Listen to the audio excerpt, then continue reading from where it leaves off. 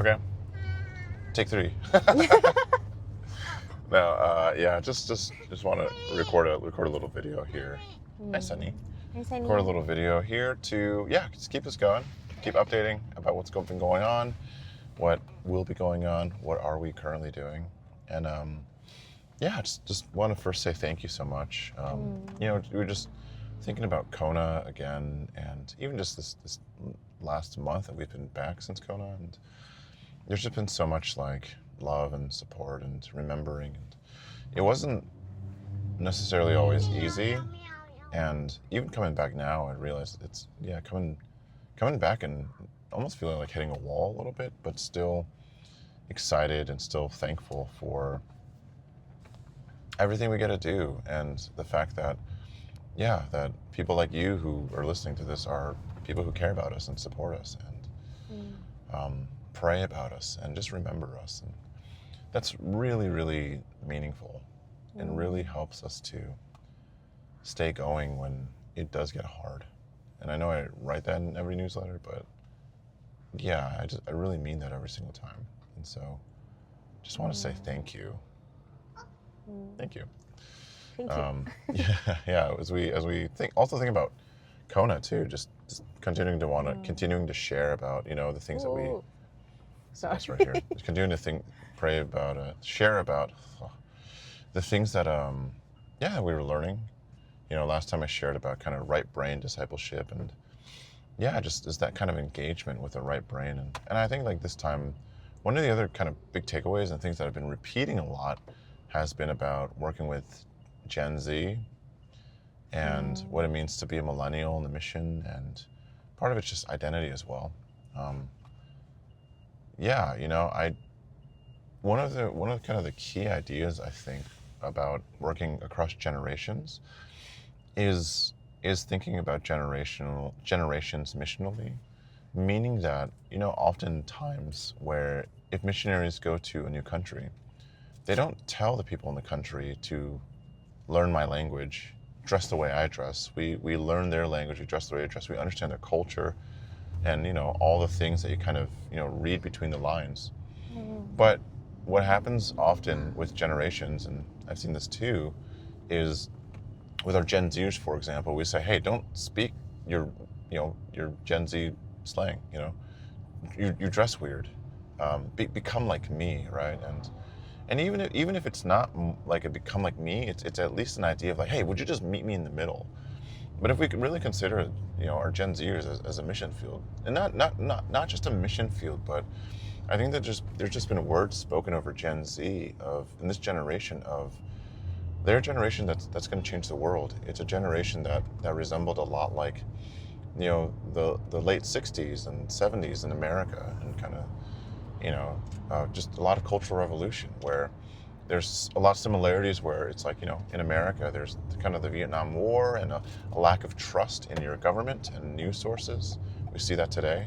There's kind of a liberation movement sexually, and we see that today. And just realizing that in the 60s and 70s, that was actually, an opportunity for the Jesus movement to come in and, real radical transformation in society. And it's kind of realizing there's a lot of parallel and similar forces, but not just in America, but kind of globally.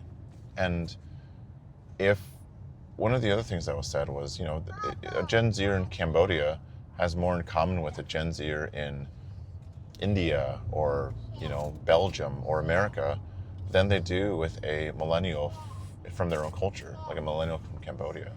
Which means that if we want to reach Gen Zers, we need to understand and reach out to Gen Zers, because they're going to reach their people. And so it's just the importance of reaching this group, reaching these young people, and applying that same missional kind of strategy to it. And I think it's just the feeling of like just kind of radical like empowerment for them to understand, and to how do we empower locals? Well, it's like we have to learn their language, you have to understand what they're from, and from that context lift them up. And I think it can be difficult across generations, because as you get older, and I guess I'm feeling this a little bit, like, there's sometimes a 14 or 10-year gap between me and my students, and I realized that I do have a level of maturity or just experience that you just simply don't have as a 21. Hi, Sunny. As a 21 or 22-year-old. But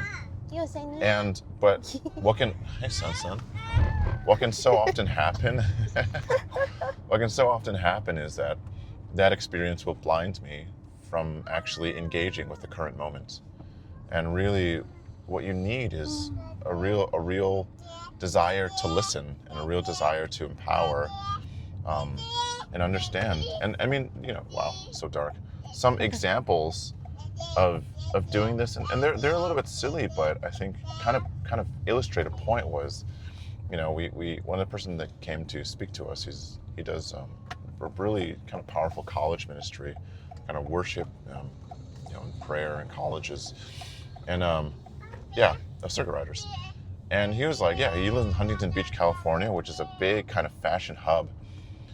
And he was saying, like, he invited some Gen Zers to go to his wardrobe and just say, hey, anything that's like not kind of cool or not like okay, like just throw it out. And he was like, I had to throw out like 80% of my wardrobe just because what I was wearing was actually becoming a detriment to, serving the people that I was trying to serve.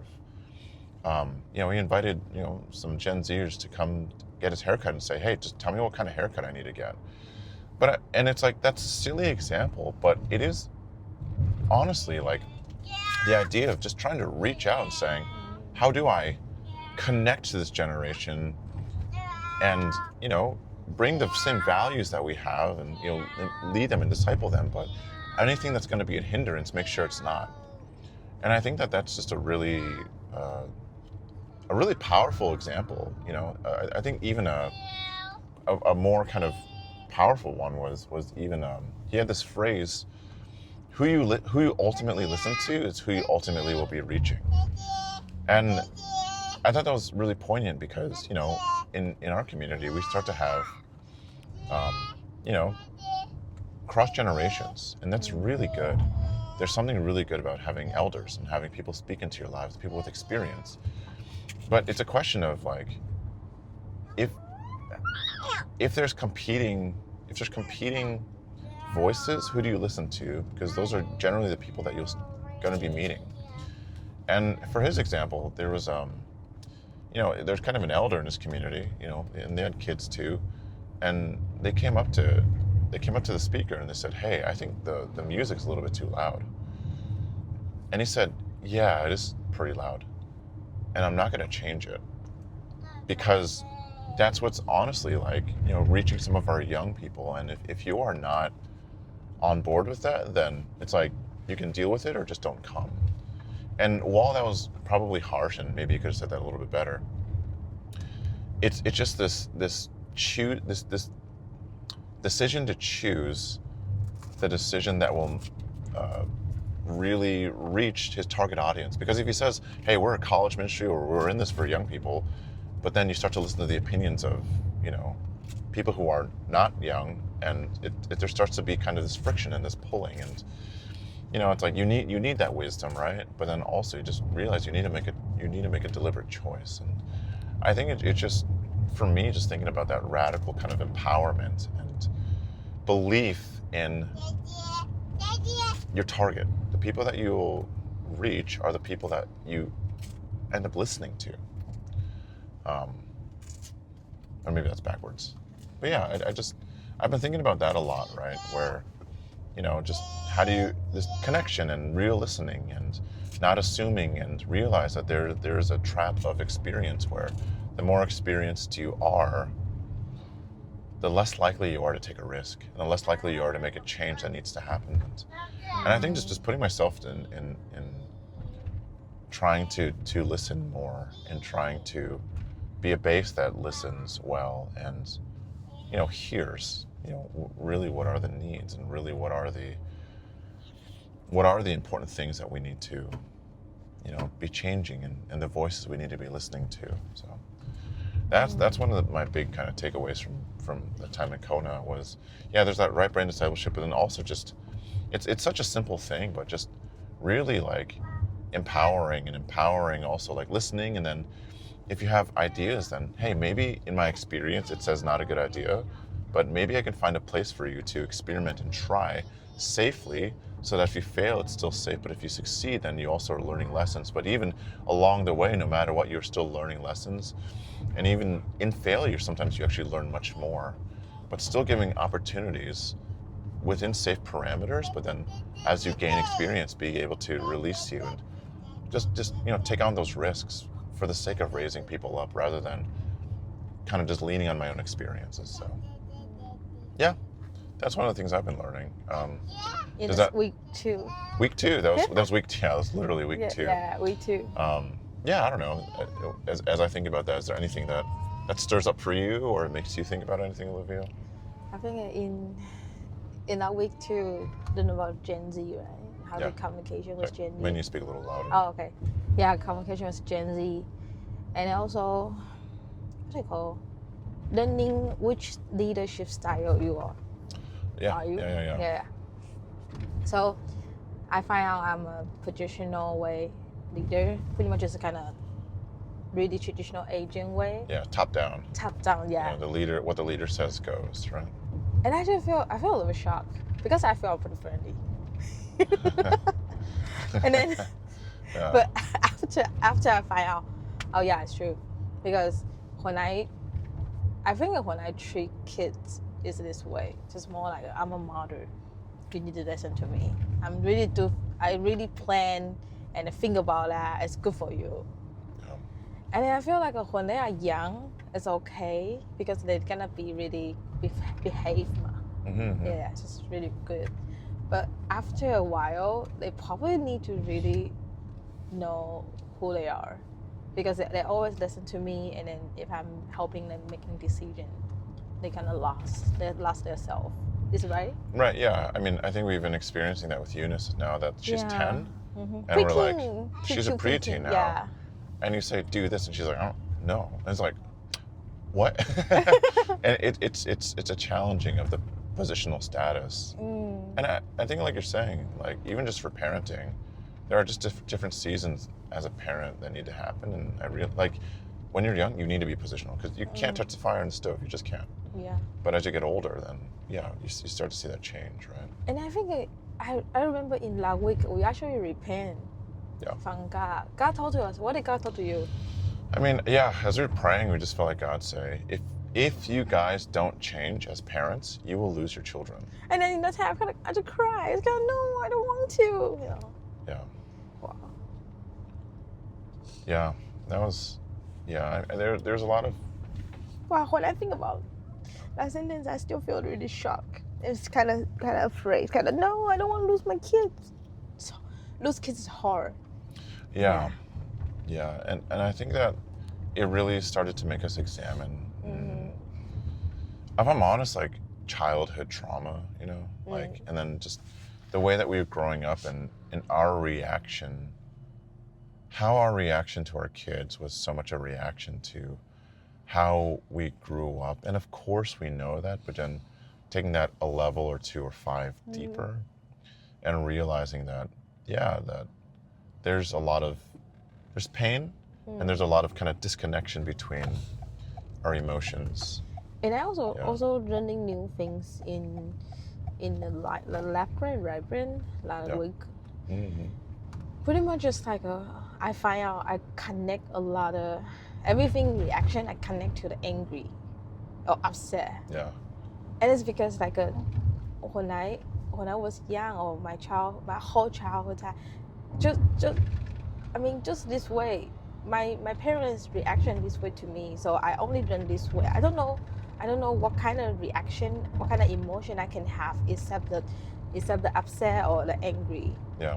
So I feel this time in LTS, I feel it's not just change the knowledge. It's like get a lot of knowledge. It's really changed my life, especially how I treat people.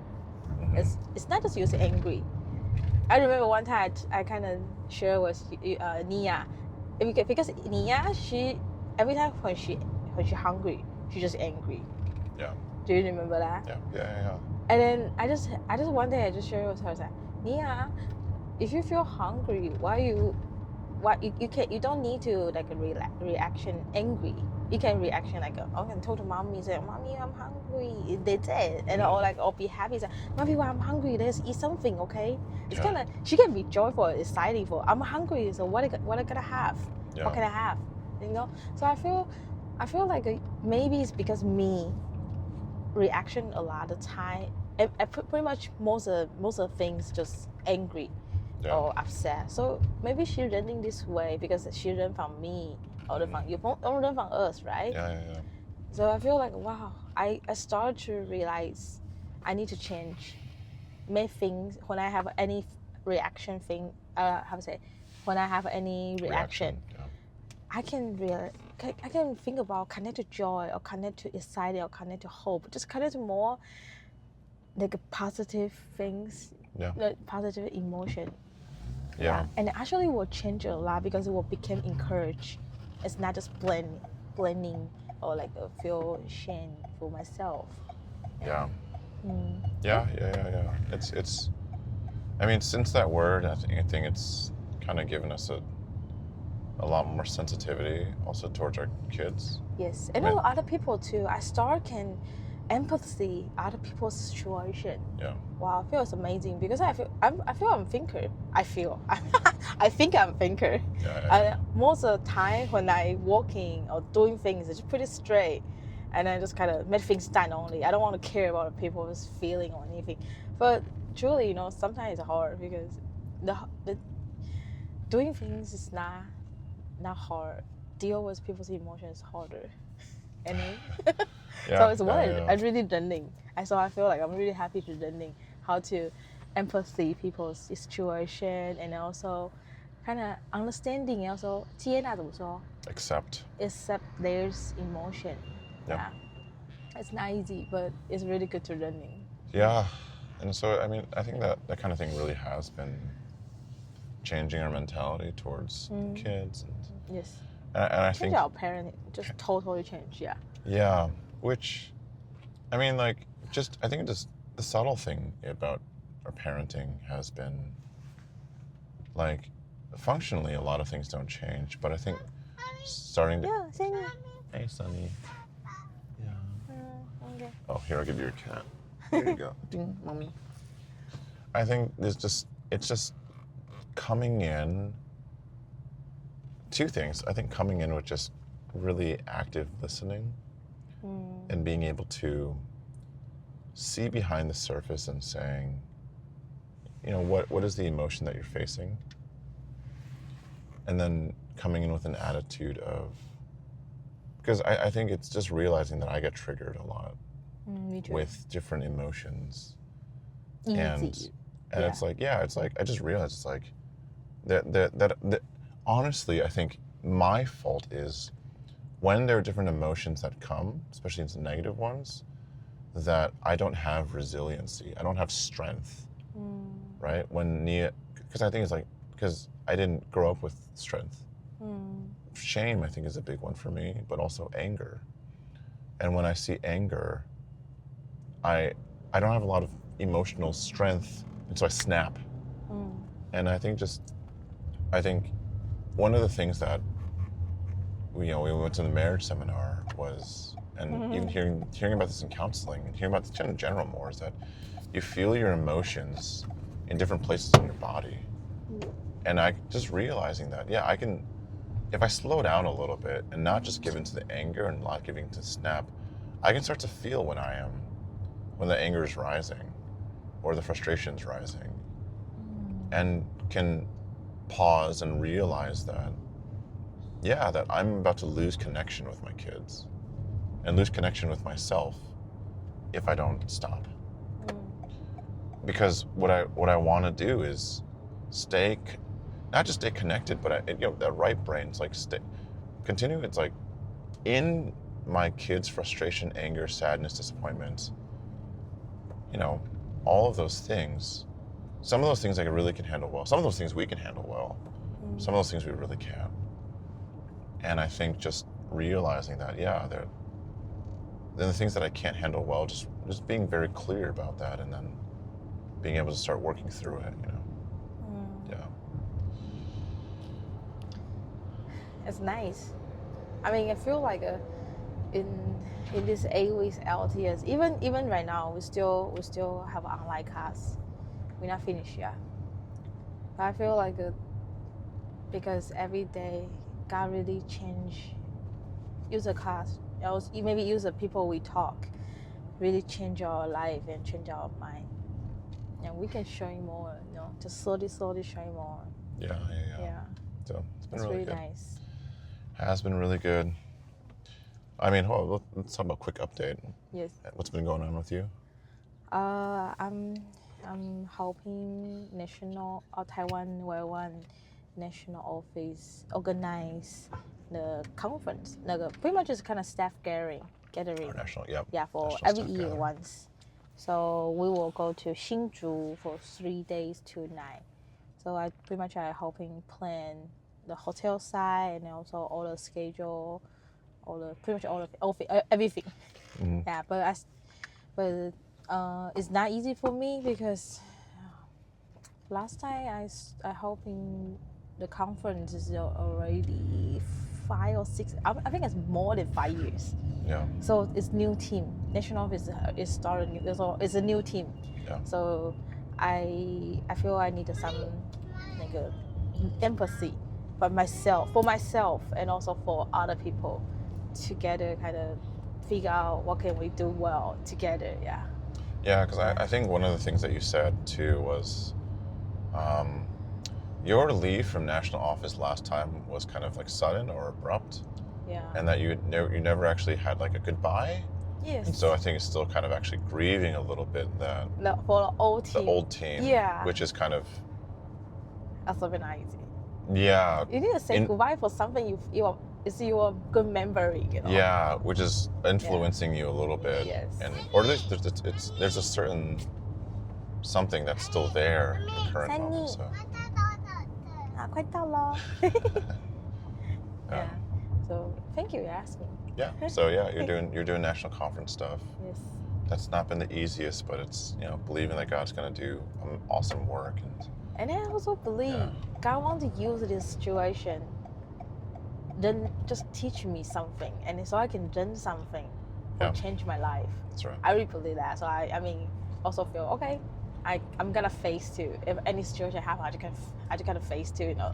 Yeah. Pray more, and then go for it. Yeah. That's right. Yeah. Mm-hmm. Yeah. How about you? I mean, I just got back from Malaysia and Singapore. I was in Malaysia. They're teaching in the DBS, which is Discipleship Bible School. It's a 3-month school where you kind of read through the whole Bible, do work, and really, learn God's redemptive plan through the whole Bible, and doing it in a learning community, and have a lot of small group time, and really every day do Bible study, learn how to do Bible study, come out with, it's just a great school. So I taught Tribal Week, which is Joshua, Judges, Ruth, and Psalms.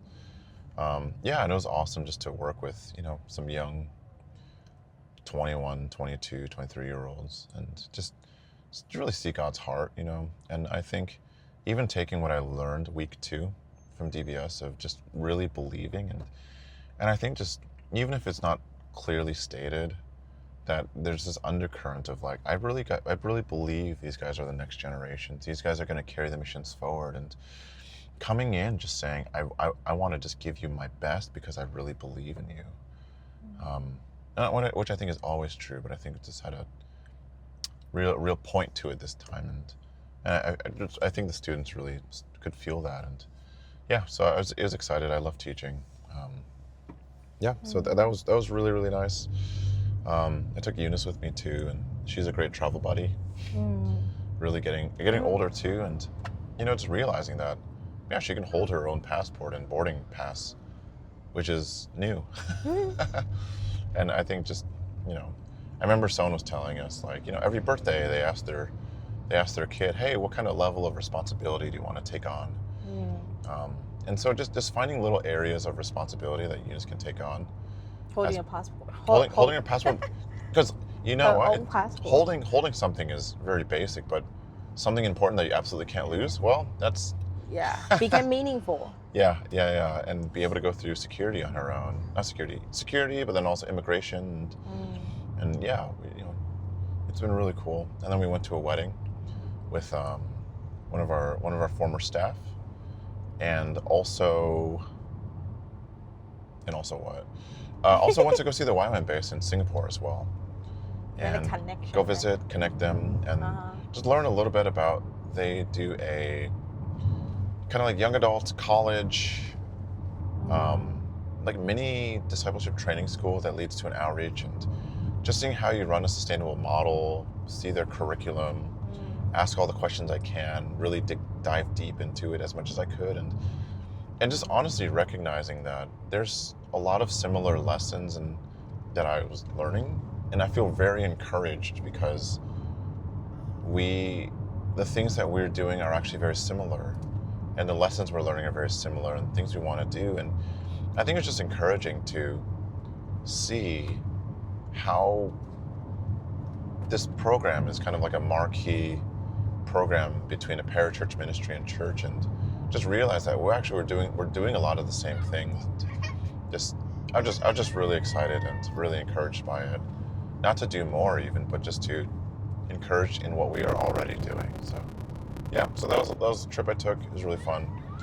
And now I think for me it's kind of holding down the fort as you do national conference, but then also kind of go through the season on base of just ideating and generating new things, because we are in a new season on base, and I'm really excited about that. So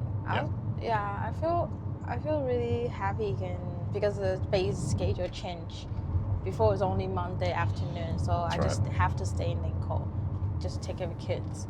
But right now this season we changed to Tuesday and Thursday morning, so I can go with you. That's right. I feel really happy because I feel I have a community now. Yes. Asani. So hey, that was a little bit longer than we expected, but 27 minutes, not bad. If you're still here, sticking around, thank you. Say hi in the chat. Yeah. Or the comments. So But thanks so much for oh boy, tired. But thanks so much for watching, and hope that's encouraging, or at least informative, maybe challenging, I don't know. But thanks for sticking around. Encourage. I hope it's encouraging. Hope supporting us. And, Yes. Genuinely thank you.